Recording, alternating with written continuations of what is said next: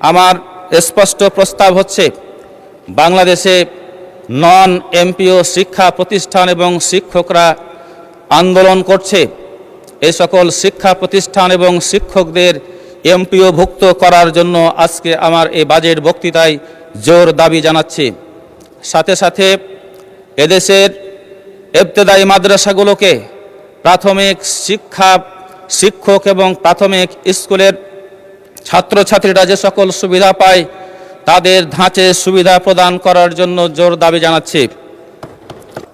আমরা বাজেটের ওপর কথা বলছি, সম্পূরক বাজেটও এই মহান জাতীয় সংসদে পাস হয়েছে।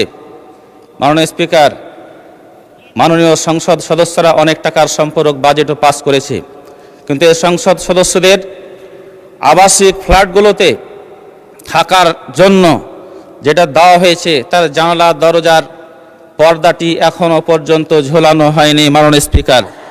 সুতরাং জোর দাবি জানাচ্ছি, আমরা শুনেছিলাম যে আমাদের এই ফ্ল্যাটগুলোতে একটি করে ওয়াশিং মেশিন এবং মাইক্রো ওভেনও দেওয়া হবে।